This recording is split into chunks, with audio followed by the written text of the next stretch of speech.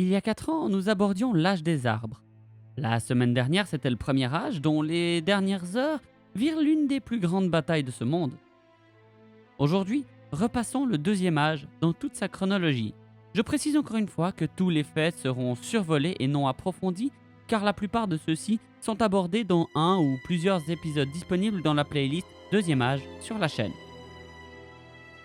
Avant de commencer, pensez à partager et à interagir avec la vidéo pour son référencement. Like, tout ça, et ce serait super gentil. Et donc, selon vous, l'événement le plus mystérieux du deuxième âge, c'est quoi? Et d'ailleurs, quel est votre avis sur le début de saison 2 des Anneaux de Pouvoir? Le mien, il arrive bientôt. Donc sans plus attendre, on commence.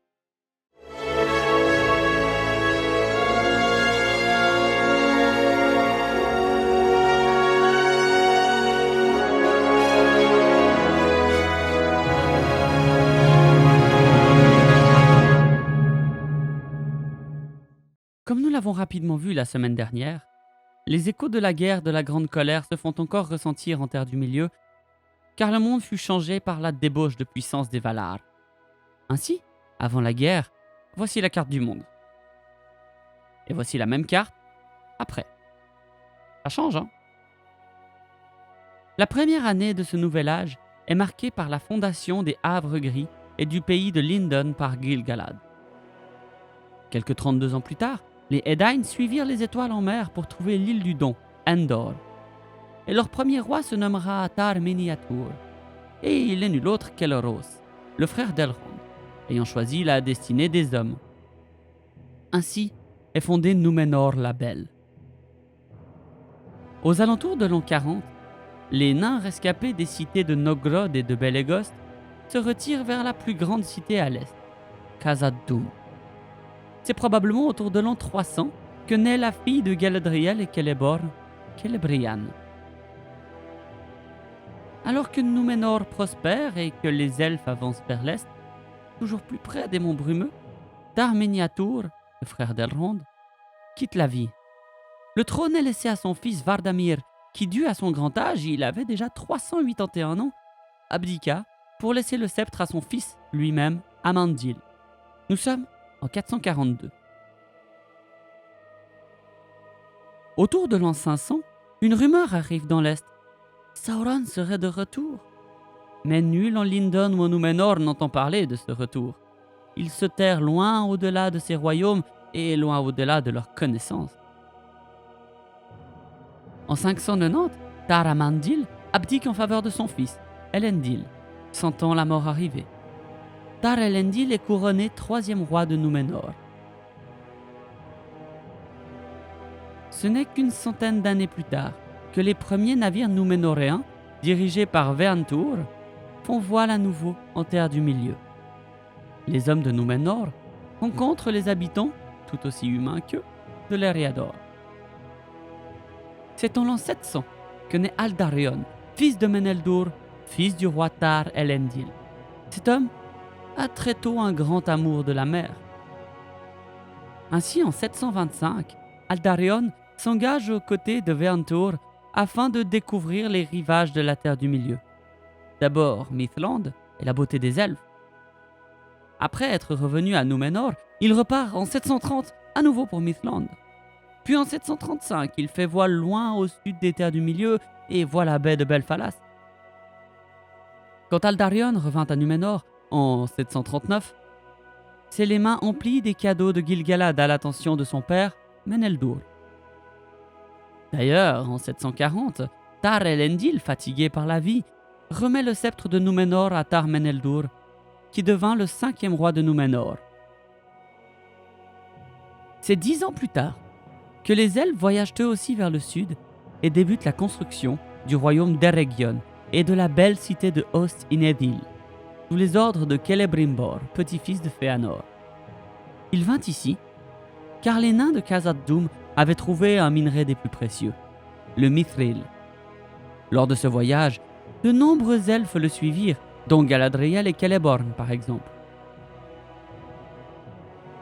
Durant plusieurs années, l'héritier du roi de Númenor, Aldarion, continue ses voyages en Terre du Milieu sur son navire récemment achevé, Palaran. Durant ces longues années de voyage, Aldarion trouva le moyen de s'unir avec Erendis de Númenor, et tous deux eurent une fille, Ankalime. Mais Erendis était malheureuse, car le cœur de son mari appartenait à la mer. Faudra vraiment qu'un jour je vous fasse un épisode sur Aldarion, vraiment. Ce n'est qu'en 882, après des années et des années de voyage, qu'Aldarion revint à Númenor. Il se sépare d'Erendis et une année plus tard prend le sceptre et le titre de Tar Aldarion. Sa fille, Ankalime, est donc son unique héritière. En l'an 1000, Sauron commence la construction d'une immense forteresse dans le sud. Barad-dûr est érigée à l'insu de tous. La même année, la fille de Tar Aldarion, Ankalime, se marie avec Halakar. 3 ans plus tard, ils ont un fils qu'ils nommeront Anarion. Durant tout ce temps, l'amitié entre elfes et nains à Khazad-dûm et Eregion grandit comme nulle part ailleurs. 1075 est une année vraiment symbolique pour Númenor, car la première reine prend le sceptre, sous le nom de Tar Enkalime. Le grand marin et roi de Númenor, Tar Aldarion, meurt en 1098. En l'an 1200, un émissaire arrive en Lindon et dit être seigneur des dons, Anatar. Mais Gil-galad est suspicieux et le renvoie. Anatar est furieux. À la même époque, les Núménoréens commencent la construction de ports définitifs en Terre du Milieu. En 1280, Tar Enkalime sent la flamme de sa vie arriver au bout et transmet le pouvoir à son fils, Tar Anarion. Elle mourra 5 ans plus tard. En 1350, Galadriel et Celeborn quittent Eregion afin de se rendre dans le pays de Lothlórien. Quelque part autour de ces années, l'amitié elfe-nain en Eregion mène à la construction par les deux peuples d'une superbe porte, la porte ouest de la Moria, que Narvi construisit et dont Celebrimbor traça les inscriptions. 1395 voit encore une fois le passage du sceptre de Númenor et le nouveau roi se nomme Tar Thurion, fils d'Anarion. Il est le 9e roi de Númenor. Les forges d'Eregion grondent et une aide précieuse est venue à Celebrimbor. Le seigneur des dons, Anatar, est arrivé. Ensemble, les deux forgerons commencent à façonner les anneaux de pouvoir. Nous sommes en 1500. Le pouvoir passe encore à Númenor et Tar Telperienne, seconde reine, entre en fonction en 1556. Anatar a quitté Eregion et Celebrimbor, alors au sommet de son art, forge 3 anneaux supplémentaires. Mais alors que les 3 sont terminés depuis moins de 10 ans, Sauron forge l'unique dans les flammes de la montagne du destin en 1600. Dans le même temps, Barad-dûr est achevé. C'est à ce moment-là que les elfes comprennent qu'ils ont été dupés par Anatar, qui n'est autre que Sauron. Glorfindel revint des salles de Mantos et arrive en Terre du Milieu. Il est accompagné de 2 étranges personnages, Romestamo et Morinethar, les premiers Istari. En 1605, Sauron prépare ses armées à l'est, mais les 2 personnages nommés juste avant lui mettent les bâtons dans les roues, car il s'agit en réalité des mages bleus. Alors que passe l'année 1634, Celebrimbor cache les 3 anneaux en les envoyant à Galadriel en Lórien, à Gil-galad en Lindon, ainsi qu'à Círdan, aussi en Lindon. Et la guerre commence entre eux et Sauron. Hélas, la guerre tourne à la défaveur des elfes, car en 1695, Sauron lance l'invasion de l'Eriador et en 1697, Eregion est saccagé. Celebrimbor est tué et utilisé comme bannière. Elrond fonde un refuge pour les elfes d'Eregion, Foncombe, alors que les nains attaquent Sauron à revers depuis Khazad-dûm. Il finit par fermer ses portes, tant est qu'ouest. Nous sommes en 1699 et la main de Sauron recouvre tout Eriador, hormis Lindon où Gil-galad résiste et Foncombe qu'Elrond tient caché. En 1700, les corps de guerre de Númenor retentissent et Sauron est défait par les forces de Minas Tirith, neveu et héritier de la reine Telperienne. Comme Sauron est rejeté hors d'Eriador, le premier conseil blanc est réuni par Galadriel. Elle et Celeborn partent ensuite pour Belfalas au sud. C'est en 1731 que Tar Telperian meurt et ainsi le sceptre passe à Tar Minastir, qui devint le 11e roi de Númenor. En 1800, les Núménoréens fondent le port de Landaer en Enedwaith. Tar Minastir passe le pouvoir quelques années avant sa mort à Tar Kiriatan, son fils. Nous sommes donc en 1869. Sous le règne de Kiriatan, Númenor commence à occuper les terres du milieu militairement. En 2029, Kiriatan remet le sceptre à son fils qui régnera sous le nom de Tar-Atanamir. Il est le premier des rois de Númenor à parler ouvertement contre l'interdit des Valar. Plus de détails, si vous en voulez, je vous renvoie à ma vidéo sur Númenor. Il y a largement plus à dire, croyez-moi. C'est vraiment très intéressant. Nous sommes maintenant en 2221 et une chose étrange se produit. Tar-Atanamir s'accroche tant qu'il peut à la vie et à la royauté, ayant pour conséquence qu'il transmettra le sceptre à son fils seulement en mourant, non de sa propre volonté plutôt, pouvant ainsi l'accompagner sur ses premières années. Tar-Encalimon prend donc le sceptre. C'est sous son règne, et plus précisément en 2251, que la langue des elfes est bannie pour la première fois de Númenor. L'écart entre les hommes du roi et les fidèles se creuse. 2280, Encalimon fait fortifier le port d'Umbar, loin au sud. Il devient une immense forteresse très puissante. En 2350, les fidèles construisirent Pelargir en terre du milieu. Ce port devint alors le principal des fidèles. Quand vint l'heure de sa mort, Tar Encalimon s'accroche à la vie autant que son père et son fils, Tar Telemaite, prend le sceptre sur le corps de son père en 2386. Les jours de Númenor semblent aller en s'assombrissant, en même temps que leur vie semble se raccourcir. Plus les rois s'y accrochent, plus celle-ci diminue. Ils commencent à avoir peur de la mort et en 2526, Tar Vanimelde prend le sceptre sur le lit de mort de son père. Elle devint la 3e reine de Númenor. Or, Vanimelde n'était pas faite pour régner. Elle aimait la danse, elle aimait la musique et les choses de la culture. La plupart des affaires du pays étaient laissées à son mari, Erukalmo.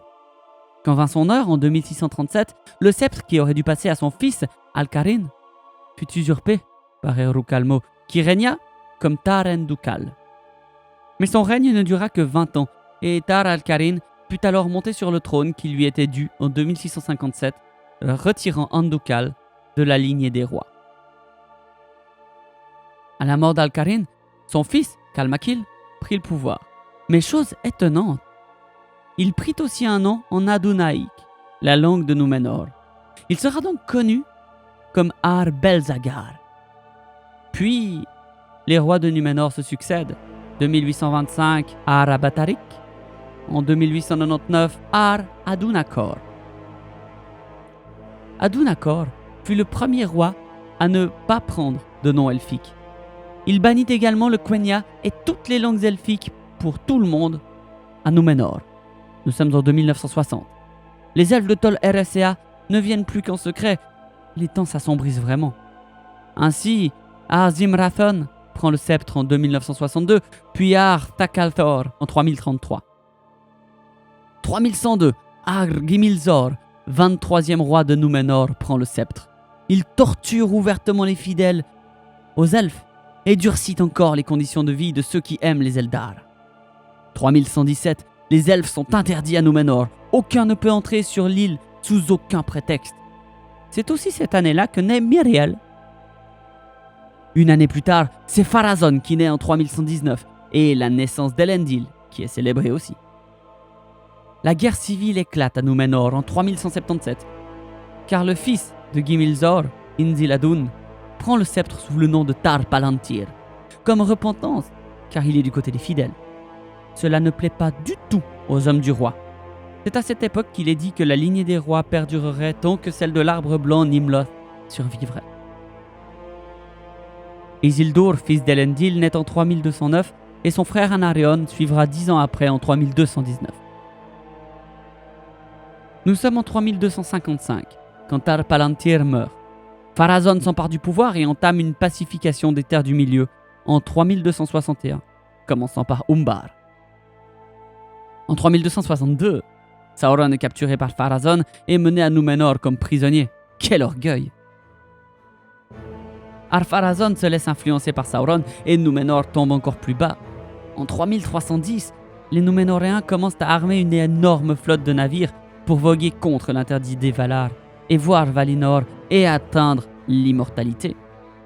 La grande flotte prend la mer en 3319 et les Valar se mettent en colère et submergent l'île. C'est la chute de Númenor. Sauron fuit à l'est et Pharazôn et Miriel sont tués.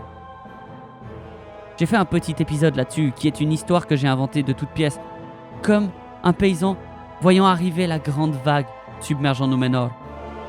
Allez écouter, c'est une histoire totalement audio, totalement créée par moi-même. Elle pourrait peut-être vous intéresser et je sais que c'est quelque chose qui intéresse moins les gens par défaut. Pourquoi pas? J'ai une playlist qui en parle. En 3320, Isildur, Elendil et Anarion fondent les royaumes en exil, Gondor et Arnor. Sauron reprend Minas Ithil au Gondor en 3429 et en 3430, la dernière alliance est formée entre les hommes des royaumes en exil et les elfes.